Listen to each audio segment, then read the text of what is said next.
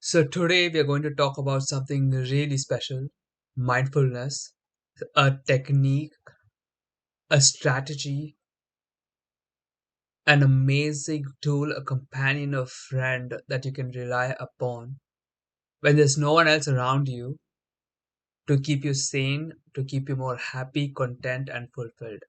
Mindfulness. What is it, and how do you become more mindful? This woo woo thing.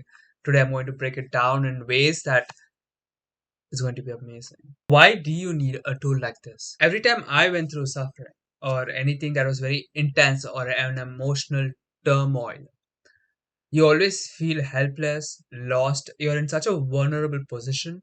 So when you do ask for help, you're kind of helpless. And there are so many things we are also guarded in today's century. Oh, this guy might take advantage of me, or this guy doesn't know what he's talking about.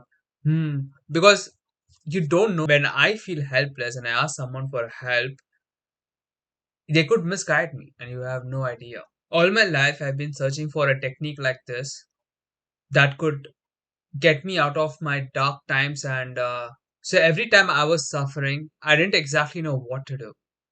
I used to watch YouTube videos, read books, just a desperate attempt to make this suffering go away. And it's all fun and dandy until it doesn't work. When you're going through a tough time, it really does feel like you're alone. It feels like no one understands you. It felt like no one understood me. And you kind of feel hopeless. You're living in this contrast between what you would like versus what you're having, and what you're having you don't like. So contrast causes you to ask, and that's a good thing, because by knowing what you don't like, you do know what you do like. So when you're going through something and you feel like, damn, I don't like this, so at least now you know what you do like, and now you can use that as a compass to get more clarity. And now you can use this contrast to get more clarity on what you want, which is really important when you're lost. Well, at least now you have a direction to go towards. Okay, this is something I do not want. Perfect. Mindfulness, when you're stuck in darkness, it will be like that ray of hope.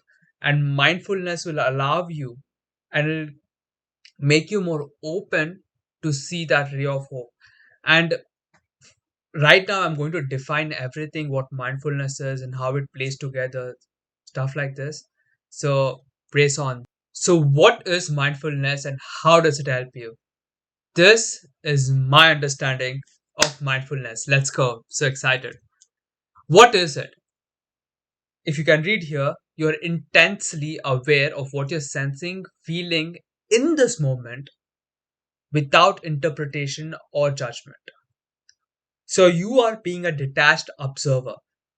You are being a person observing what's happening. If I have to give you an analogy, the way this feels like is when you're watching a TV show. I'll be home at 6 sharp. If you need anything, call. Anything. I love you, sweetie. Me. Call if you need us.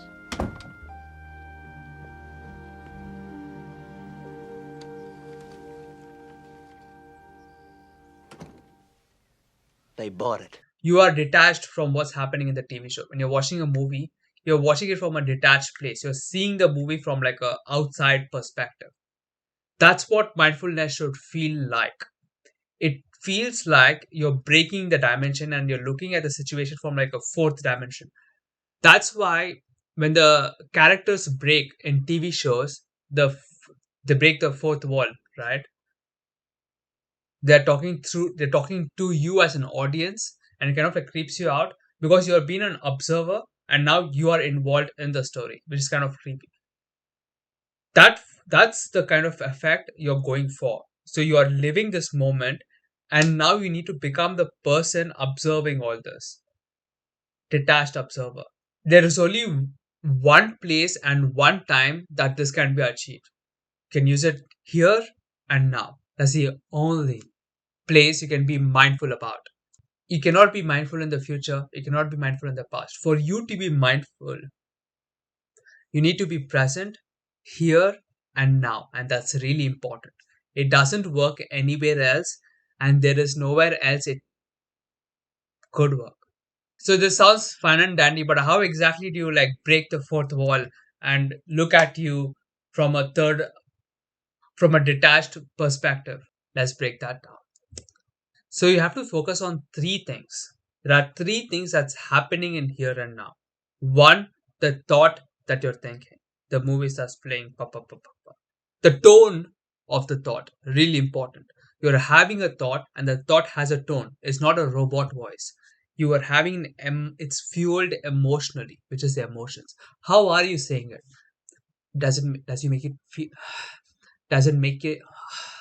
Does it make you feel guilty? Does it make you feel happy? Does it make you feel compassionate, sad, afraid, fearful, happy, joyous, and free? The tone of the thought. And then you have the beliefs, the underlying attachments that you have, the desires that you place, expectations that you place upon this world that causes that caused you to have this thought and this emotion in the first place. Beliefs. You have to focus on three things. Here and now, you can only focus on your thought and the tone of thought. The belief is something you derive, is something you deduce, is a Sherlock Holmes moment when you deduce it. That's where self inquiry comes in. Self inquiry, inquiring yourself. You're trying to understand the beliefs you're believing. And then, voila. Once you understand that and you realize that it doesn't serve you, it's gone, done, disappeared. Our goal here, so rather than being your thoughts and the emotions, you have to be the awareness behind them. So if you notice, and this is going to be a key, key concept, you are having the thoughts and the emotions, and then there's the ego, you have the I, oh, I'm prem, pa, pa, pa, pa, pa. But you have to become aware of the awareness. You have to become aware of the awareness as being aware of your thoughts, emotions, the identity. Pa, pa, pa, pa, pa. Too confusing? Don't worry. We'll cover it in detail coming further. So, how do you become aware of this awareness? How do you identify with awareness? How do you be the awareness? So, to be the awareness, all this the strategy here is the thoughts, the tone of thoughts, and the beliefs are like veils, right? Like curtains. And you have to like you have to like open the curtains up, and you have to like dissolve this veils of illusion. And then you'll find the awareness that's being aware of the awareness, being aware of the thoughts, the tone of thoughts, and the belief. So the step number one when you're going through a tough time, even before you start this entire process, is becoming aware of your body. You are in a very bad place right now. If you are in a very bad place right now, you have to become aware of the body.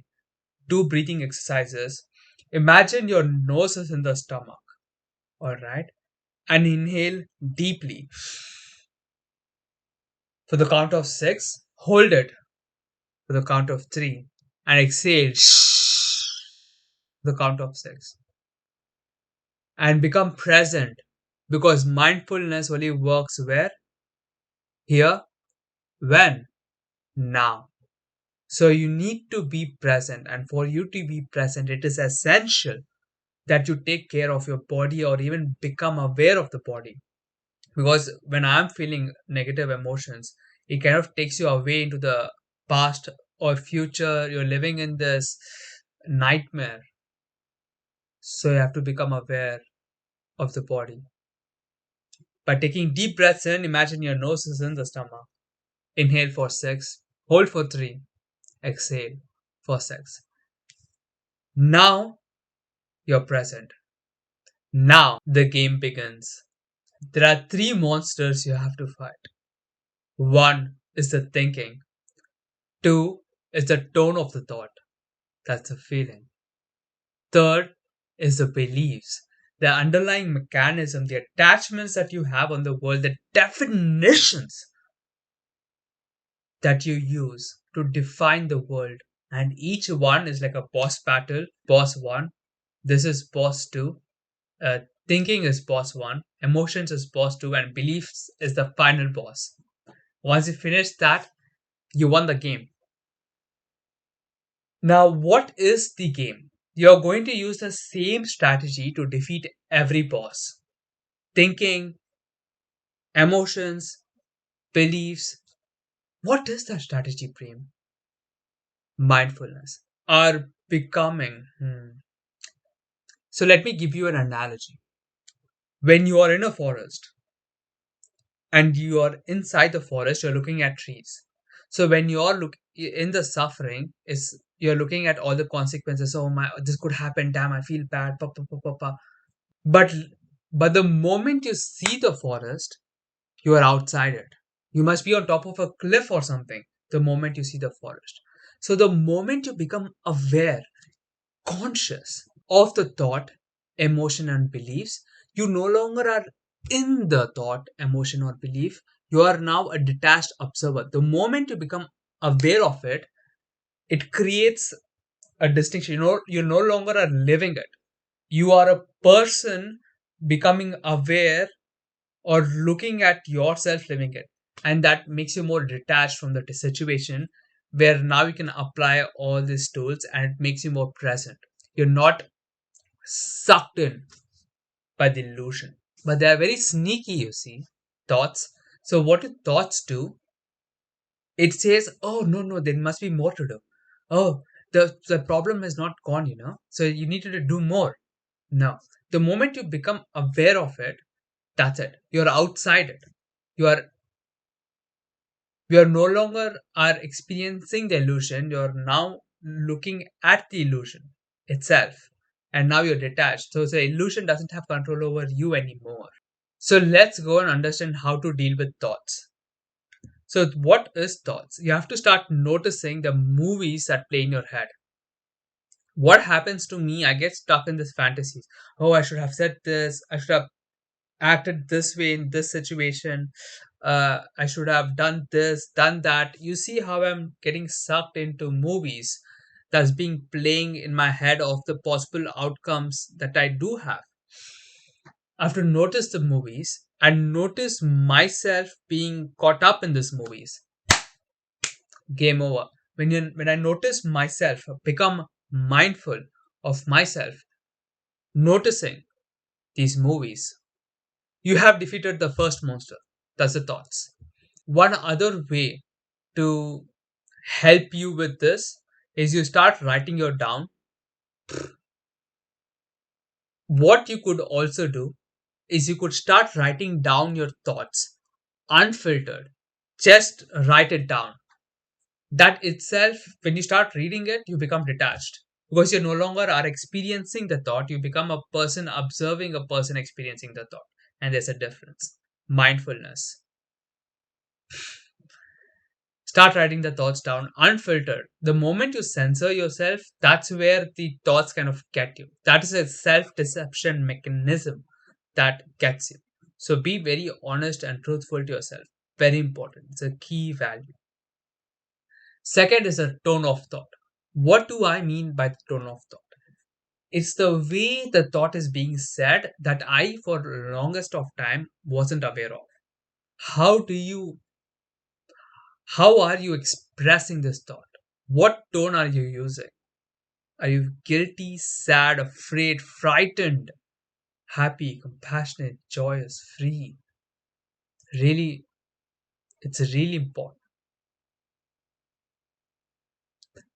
So, the way you defeat this monster is again very similar. You start labeling the emotion, start labeling the tone of thought. Okay, I am thinking this, and what are you feeling right now? What is a tone of thought?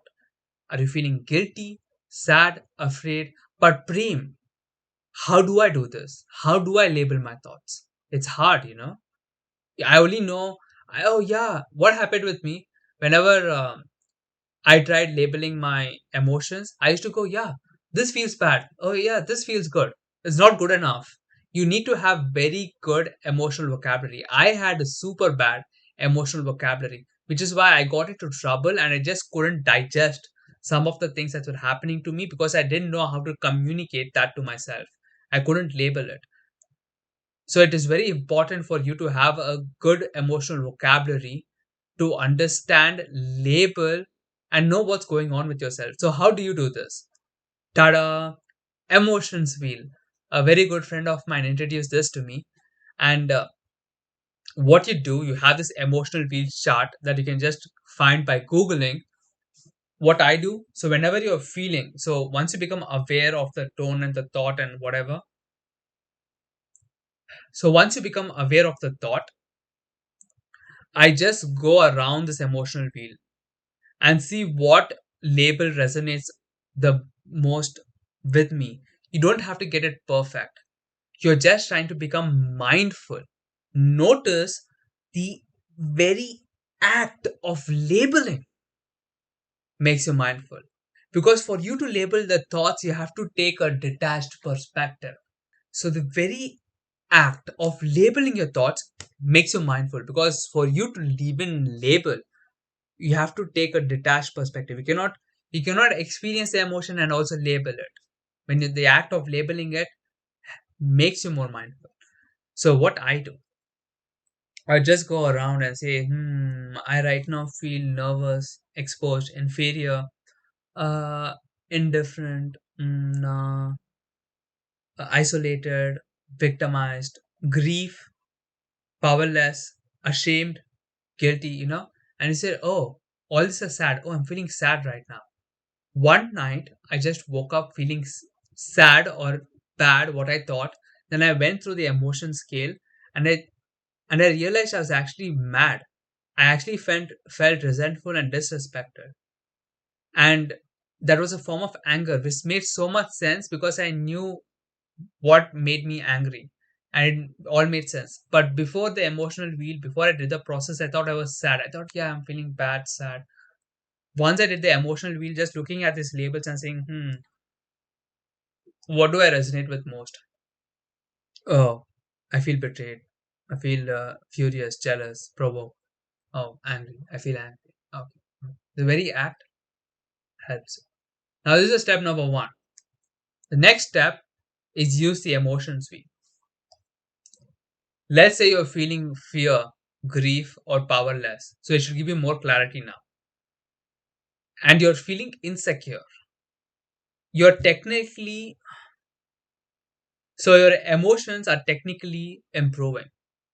Notice that.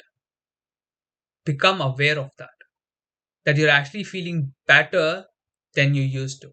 In the society, if you're feeling any of the negative emotions, you're just bad. And sometimes feeling guilty is rewarded more than feeling angry. However, if you're feeling guilty and then you are reaching for the better feeling emotions and now you feel angry, you're actually doing better. And it is very important for you to notice that. Oh, I'm feeling angry right now and it does feel better than feeling guilty. Doesn't mean you stop here and act out your anger. You still have to climb a lot, but it is an improvement. And after anger, you're disappointed. It's a bad emotion, still better than anger. Disappointment is still better than anger. You are improving. Notice how much more better you feel compared to feeling depressed, powerless, or victim. Being disappointed is much, much better. And you slowly climb up the emotional scale. The person I learned this from, and you can go check it out, is called Abraham Hicks. So she has a lot of people come to her, and she has a lot of Q&As and stuff, which is what I listen to, and that it kind of helps me process this emotional stuff. Finally, we're going to the beliefs. Beliefs. What are they? Beliefs is a language of definitions. How are you defining the world to be? What desires do you have? What expectations do you have on the world? What do you want from the world? All this is desire. All this beliefs. They are all beliefs.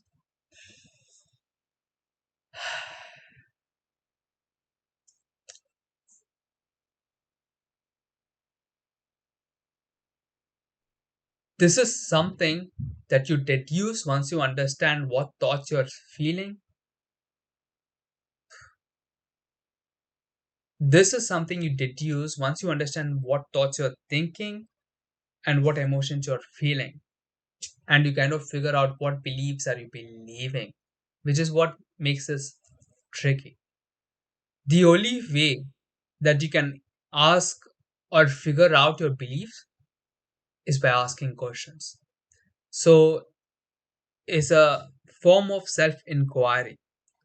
So you ask good questions that brings out answer that, and then you ask, use the answer to ask questions again. So the only way you can defeat this monster, you can ask questions. So notice, thoughts was easy. Thoughts, you just become aware of the thoughts. Movies that's playing, or you just write down. The very act of just writing down your thoughts makes you notice it, makes you become aware of it. Emotions was like a bit more where you are labeling the thoughts, you're going through the emotional wheel and stuff like that. Beliefs is even more thing, because the moment you start questioning it, you start noticing your belief, and that's really important. Let's take a moment and appreciate how amazing this is. Asking questions to yourself. So, what questions can you ask? Good question. There is a worksheet by Byron Katie called Judge Your Neighborhood Worksheet, where if you just Google this or go to her website, she has bunch of questions that you can use. Where there's a form that you can fill out, and that will understand.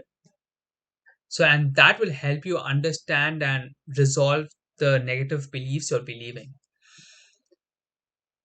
Objective personality. Now, this is the MBTI stuff where the where they also track different behaviors that a person is behaving, which will also help you become more aware of the beliefs you're believing. Objective personality is a great site. I highly recommend you to directly go for the paid class and not waste time with the YouTube content, so that you learn this stuff quickly and at least know what are different behavior patterns that a person could be exhibiting, and that itself would help you understanding your beliefs. Letting Go by David Hawkins. This also is another book that you can read in understanding your belief system and letting go of it.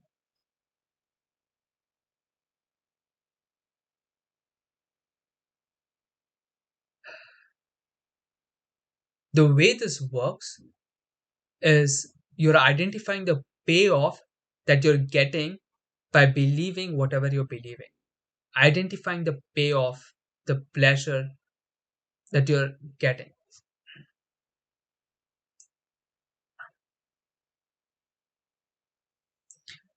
So, here, let me give you an analogy. You know how they catch monkeys in India? They take a bottle, they put peanuts in it. So, the monkey takes his hand, puts it inside the bottle, grabs the peanuts. But now it made a fist, you see. So, it tries removing its hand, but it couldn't. So, the monkey here is stuck. It's suffering because its hand is stuck, you know. Now, let's use this mindfulness technique. So if the monkey could use mindfulness, this is what it would look like. The monkey would go, oh, the what thoughts am I thinking? I want to eat this peanuts. Yummy. How do I get my hand out? Damn, this hurts. Oh my god, my wrists are getting sore. That's the thoughts the monkey is thinking. What emotion is it feeling? You're going deeper. Oh, I feel sad. I feel frustrated. I feel angry. I feel angry that I cannot get this peanuts out. Okay, you're feeling angry. Now the beliefs that you're believing. So the monkey has to become conscious. Okay, what payoff am I getting? Oh, the pleasure of the expectations I have on these peanuts. Oh, when I do remove these peanuts and eat it, ah, it tastes so good. Mm, that is what the monkey has to let go of. Once the monkey lets go of the pleasure that it would get from eating the peanuts, now this monkey would let go of the peanuts and remove his hand out. That is one way. What happens in movies when the monkey is holding on to the peanuts? Let's say a human starts chasing the monkey. So the payoff that the monkey is getting, that just eating the peanuts, doesn't justify the suffering the monkey would experience if the human caught the monkey. So the monkey is like, you know what? I really want these peanuts, but I don't want to be caught by that guy, Because if I'm caught by that guy, he'll do experiments on me or whatever. So I'm a bounce, I'm a let go of these peanuts and just run. And the monkey just runs. So there are two options. Either you suffer, where the suffering that you're experiencing is so much that the payoff you're getting on holding on to the expectation is just not worth it anymore. Or you don't go through the suffering, you identify the payoff, all right, and then you can just choose to let go of the payoff because it doesn't serve you anymore. So a good question you could ask is, how does it serve me? Hmm. How does me wanting the peanuts right now serve me? So if the monkey did self-inquiry, this is what it would look like. Hmm. How would me getting the peanuts serve me? Oh, when I eat the peanuts, it'll be amazing. Damn, I can't wait to eat these tasty peanuts. Hmm. And then you go, how does eating tasty peanuts serve me? Hmm. How does it serve me? Because when I eat tasty peanuts, I feel good, I feel happy. It's not something I can get or something like that. Oh, so does it serve you to hold on to that yummy, happy expectations and also your hand being stuck in the bottle? It doesn't. And once you realize that, and once you become conscious, mindful of the fact that this doesn't serve you, you let go in that instant.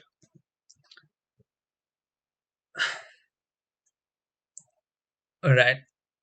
In future, I'll try making videos with more examples, but you can join my Facebook group where I do this process, and whenever I do this, I post it in the Facebook group. So links in the description.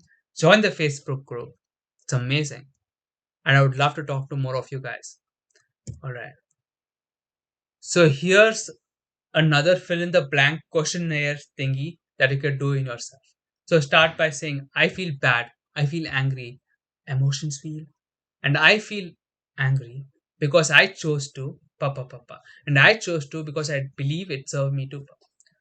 This format will help you become aware or mindful of the beliefs that you're believing. So if the monkey was doing this worksheet, when his hand is being stuck, I feel angry. I feel angry because I chose to hold on to these peanuts. And I chose to hold on to these peanuts because I believe it serves me to uh, eat better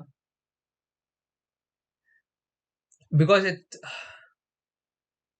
believes because I believe it serves me. When I do take this peanuts out and eat it, it's gonna taste amazing. And the suffering that I'm experiencing, my hand being stuck in the bottle, it's uh, it's gonna be worth it.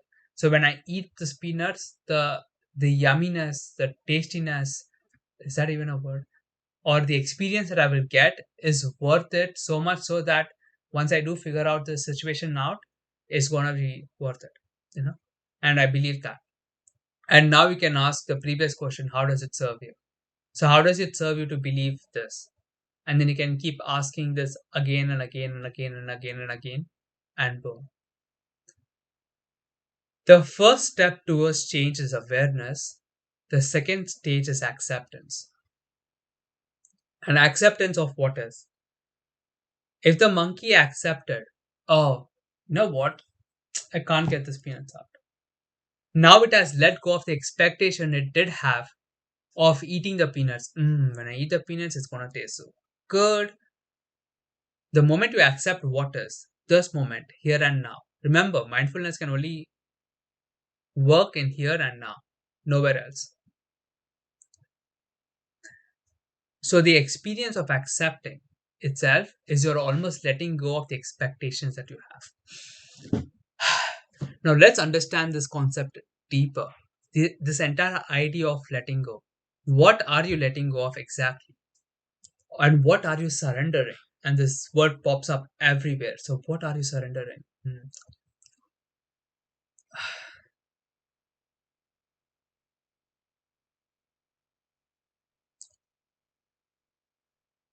A quick fix in accepting is that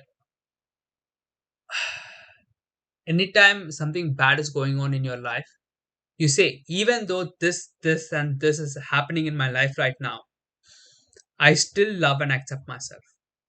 And that's really important because it says that you are there for yourself, even if the entire world is not there for you. And that's really important for you to know, especially during the darkness. The suffering starts when you lose hope on yourself, and when you stop loving yourself, and when you stop accepting yourself. And that's where the real suffering begins. So it's really important for you to say this to yourself and affirm, even though this is happening, and even though I feel helpless, worthless, whatever, I still love and accept myself. So here,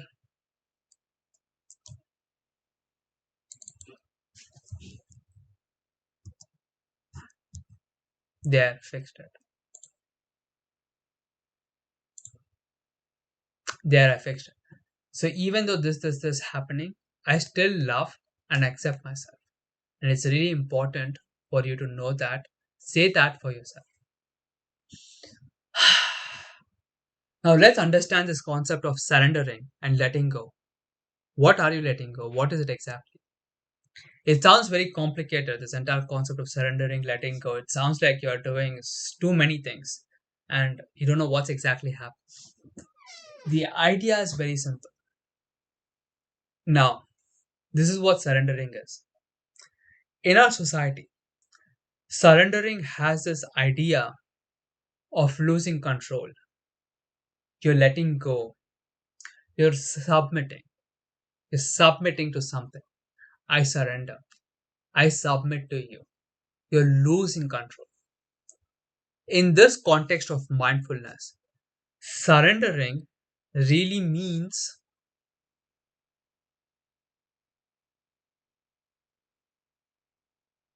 you're taking back control. Your true self is taking back control. Your true self, the happy, joyous, free, abundant you self, is taking back control by surrendering the lesser self, the lesser ego. That's what surrendering means. In a sense, you are surrendering to your higher self. And that is what this concept of surrendering means. You're not losing control, you're taking back control. And you are not this person right now. I'm talking about you, the higher self, is taking back control. And for the higher self to take back control, the lower self has to let go. And the lower self surrenders. So you're surrendering to your higher self. The you that is more conscious, more aware, more loving, kind, compassionate, happy, joyous, and free. That self. That is surrendering. So your true self is taking back control. Now, why do I have this gift right here? It's very captivating. If you notice, you have all different people here, and if you just look at their eyes, you see all the people transforming. Now notice the awareness, being aware of this people. Just take a moment and notice that. That is your higher self. This awareness is the higher self. You have to let go of whoever think you are, this person, this person, this person, this person, this person, this person. Surrender that to the awareness, to the higher self. Let go of, let go is something you tell to your lower self. So you're telling this to your lower self. Surrender, let go. The vice like grip that not that fear has upon you, that you have upon fear. Let go of that and then surrender that to the awareness. Surrender it to the awareness. So taking back control. That's what surrendering looks like. Not letting go. You're taking responsibility. And you can only take responsibility when the lower self that is not taking responsibility surrenders to the higher self that is willing to take responsibility. You follow me? English is complicated, but I hope you followed this far. That's what surrender means. This is what you're trying to do. This is what mindfulness is about. Alright. Easy, simple. Let me know in the comments below what you do think. Like, please share too. So, this is the end of this presentation. Let me know if you have any comments, ideas, your personal experiences that you're experiencing. Do join the Facebook groups down below. And a final thought.